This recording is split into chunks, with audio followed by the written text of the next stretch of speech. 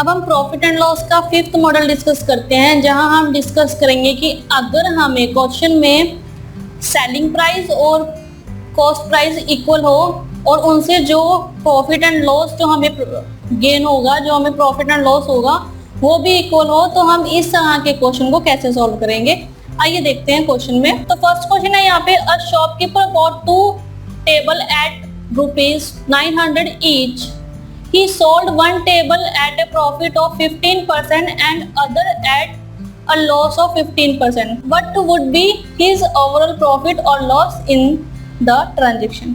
Question में shopkeeper ने 2 table खरीदे हैं 900 रुपए के, एक का प्राइस 900 है, दूसरे का प्राइस भी 900 ही है, ठीक है। और उसने एक टेबल को सेल किया 15% के प्रॉफिट पे और दूसरे टेबल को सोल्ड किया 15% के लॉस पे, ठीक है। हमें उसका ओवरऑल प्रॉफिट या लॉस बताना है कि क्या होगा।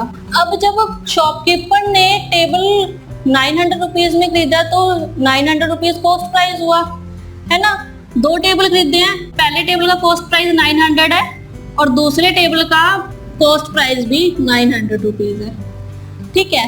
अब उसने एक टेबल को 15% के प्रॉफिट पर सेल किया है, यानी कि प्रॉफिट है उसका 15% और यहाँ पर उसका लॉस भी है 15%, ठीक है। जब उसने एक टेबल को बेचा तो 50% का प्रॉफिट है और सेकेंड टेबल को बेचा तो उसको 15% का लॉस है।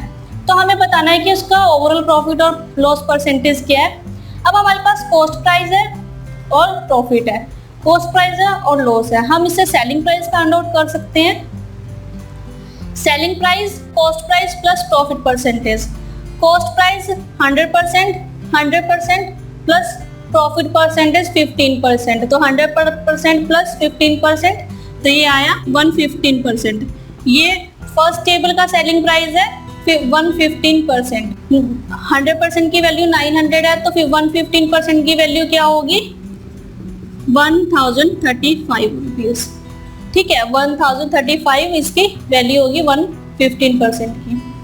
अब सेकेंड टेबल उसने 900 रुपीज में खरीदा और 15% के लॉस पे सेल किया है, तो सेलिंग प्राइस क्या होगा इसका 100% माइनस होगा क्योंकि लॉस है, तो 100% माइनस 15% 85%, तो 100% 900 है तो 85% कितना होगा 765, ठीक है। यानी कि जो सेकंड टेबल का सेलिंग प्राइस है वो है 765 रुपीज। अब हमें बताना है कि ओवरऑल प्रॉफिट और लॉस कितना है। हमें पता है प्रॉफिट या लॉस कैसे फाइंड आउट करते हैं, कॉस्ट प्राइस और सेलिंग प्राइस के डिफरेंस से, है ना। कॉस्ट प्राइस और सेलिंग प्राइस के डिफरेंस से, तो दोनों, अगर हम दोनों टेबल की बात करें तो दोनों टेबल का कॉस्ट प्राइस क्या होगा, फर्स्ट टेबल का कॉस्ट प्राइस और सेकंड टेबल का कॉस्ट प्राइस 900 प्लस 900, ये हुआ 1800, ठीक है।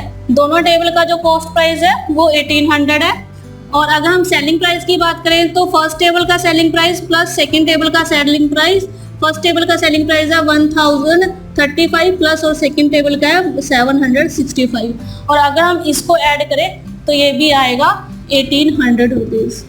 यानी कि यहाँ पर जो टेबल का ओवरऑल कॉस्ट प्राइस और ओवरऑल सेलिंग प्राइस है वो है 1800। तो यहाँ पर कॉस्ट प्राइस और सेलिंग प्राइस सेम है, तो यहाँ पर शॉपकीपर को ना तो प्रॉफिट हुआ और ना ही लॉस हुआ, तो इसका आंसर आएगा नो प्रॉफिट नो लॉस, ठीक है। तो इस तरह के क्वेश्चन का आंसर आएगा no profit no loss.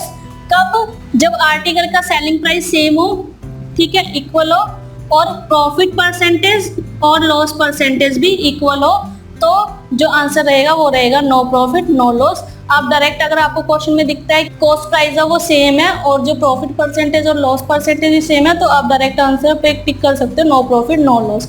Otherwise आप सॉल्व करके भी देख सकते हो।